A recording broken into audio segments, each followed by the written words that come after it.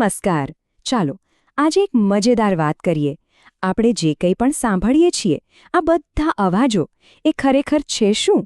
આજે આપણે આ જ અવાજો પાછળ છુપાયેલા વિજ્ઞાનને સમજવાના છીએ. તો ચાલો આ રોમાંચક સફર શરૂ કરીએ અને ધ્વનિના રહસ્યને ખોલીએ. તો સવાલ એ જ છે કે આ ધ્વનિ જે આપણે સાંભળીએ છીએ એ ખરેખર શું છે? સવાલ ભલે સીધો સાદો લાગે પણ એનો જવાબ બહુ જ રસપ્રદ છે. વિચારો ને, મિત્રો સાથેની વાતો હોય, ગમતું મ્યુઝિક હોય કે પછી રસ્તા પર ગાડીઓનો અવાજ, આ બધું ક્યાંથી આવે છે? ચાલો સાથે મળીને આ રહસ્ય પરથી પડદો ઉઠાવીએ. આપણી દુનિયા, મતલબ કે આપણી આસપાસની દુનિયા અવાજોથી ભરેલી છે, ખરું ને? તો આપણી આ શોધખોળની શરૂઆત પણ એવા જ જાણીતા અવાજોથી કરીએ જે આપણા જીવનનો એક ભાગ બની ગયા છે. જો આ એવા અવાજો છે જે આપણા જીવનમાં એકદમ વણાઈ ગયેલા છે. સવાર પડે અને પક્ષીઓનો કલરવ સંભળાય, દોસ્તો સાથે હસવાની મજા, મંદિરની ઘંટડીનો એ પવિત્ર રણકાર કે પછી રેડિયો પર વાગતું આપણું ફેવરિટ ગીત, આ બધા જ છે તો ધ્વનિના જ અલગ અલગ રૂપ, પણ આપણી દુનિયાને જીવંત તો એ જ બનાવે છે. પણ સવાલ એ છે કે આ બધા અવાજો પાછળનું વિજ્ઞાન શું છે? આ સમજવા માટે આપણે થોડું ઊંડાણમાં જવું પડશે.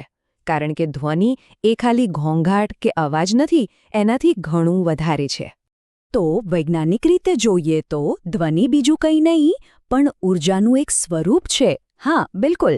એક એવી એનર્જી જે હવામાંથી પસાર થઈને આપણા કાન સુધી પહોંચે છે અને આપણને સાંભળવાની સંવેદના કરાવે છે. ખરેખર અદ્ભુત છે, નહીં? અને અહીં વિજ્ઞાનનો એક બહુ જ મૂળભૂત નિયમ કામ કરે છે. ઊર્જા સંરક્ષણનો નિયમ. એ નિયમ શું કહે છે?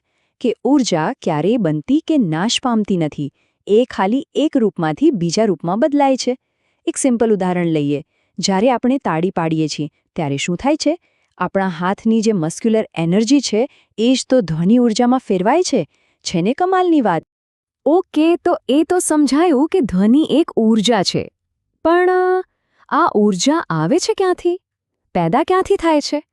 ચાલો હવે આપણે આ આખી વાતના સૌથી મહત્વના અને રોમાંચક ભાગ પર આવીએ.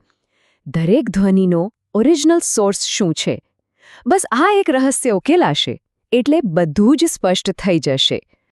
અને જવાબ છે કંપન, વાઇબ્રેશન. જી હા, બિલકુલ સાચું સાંભળ્યું. દુનિયાનો કોઈ પણ અવાજ જે આપણે સાંભળીએ છીએ એ કોઈને કોઈ વસ્તુના કંપનથી જ, વાઇબ્રેશનથી જ પેદા થાય છે. આ એકદમ સિમ્પલ લાગે છે, પણ આ બહુ જ પાવરફુલ સાયન્ટિફિક પ્રિન્સિપલ છે. પણ આ કંપન એટલે શું? એકદમ સાદી ભાષામાં કહીએ તો કોઈ પણ વસ્તુની ખૂબ જ ઝડપી આગળ પાછળની ગતિ, એકદમ fast to and fro movement. અને જ્યારે કોઈ પણ વસ્તુ આ રીતે ઝડપથી હાલે છે ત્યારે એ પોતાની આસપાસની હવામાં એક પ્રકારની ધ્રુજારી પેદા કરે છે. અને બસ એ જ ધ્રુજારી એટલે ધ્વનિ. ચાલો આને રોજના ઉદાહરણોથી સમજીએ. જ્યારે આપણે બોલીએ છીએ ત્યારે શું થાય છે? આપણા ગળામાં જે વોકલ કોર્ડ્સ છે એ વાઇબ્રેટ થાય છે, કંપન કરે છે. કોઈ રબર બેન્ડને ખેંચીને છોડી દો, ટંગ જેવો અવાજ આવે છે ને, એ એના કંપનથી જ આવે છે. હકીકતમાં કોઈ પણ વસ્તુને ઘસવાથી, હલાવવાથી કે એમાં હવા ફૂંકવાથી કંપન પેદા કરી શકાય છે. અને એ કંપન ધ્વનિ બની જાય છે. ઠીક છે, થિયરી તો સમજાઈ ગઈ. પણ શું આ કંપનને આપણે જોઈ શકીએ છીએ? ચાલો હવે થોડા સિમ્પલ એક્સપેરિમેન્ટ્સથી આ વાતને સાબિત કરીએ. કહેવાય છે ને કે જોવાથી જ વિશ્વાસ થાય. તો આ પ્રયોગો આપણને બતાવશે કે ધ્વનિ અને કંપન એકબીજા સાથે કેટલા ઊંડાણથી જોડાયેલા છે. આપણો પહેલો પ્રયોગ છે એક ટ્યુનિંગ ફોર્ક, એટલે કે ધ્વનિ ચીપિયો, અને એક ટેબલ ટેનિસના દડાનો. આ એકદમ ક્લાસિક પ્રયોગ છે અને એનાથી ધ્વનિના કંપનનો બિલકુલ સ્પષ્ટ પુરાવો મળી જશે. તો આ કામ કેવી રીતે કરે છે? સૌથી પહેલાં ટ્યુનિંગ ફોર્કને અથડાવીને એમાં કંપન પેદા કરવામાં આવે છે. હવે આ કંપન કરતા ટ્યુનિંગ ફોર્કને એક લટકાવેલા ટેબલ ટેનિસના દડા પાસે લઈ જવામાં આવે છે. અને જેવો એ દડાને અડે છે, ધડામ, દડો તરત જ દૂર ફેંકાય છે.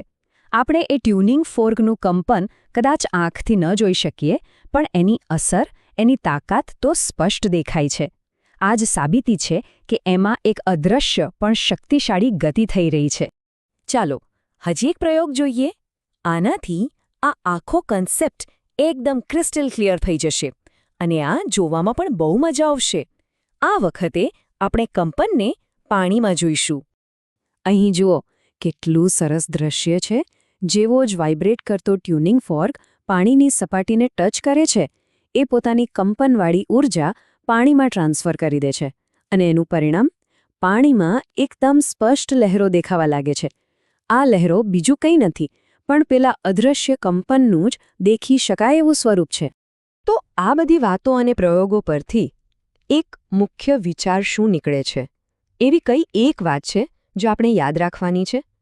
ચાલો આ આખી વાતને એકદમ સિમ્પલ એક જ લાઇનમાં સમજી લઈએ.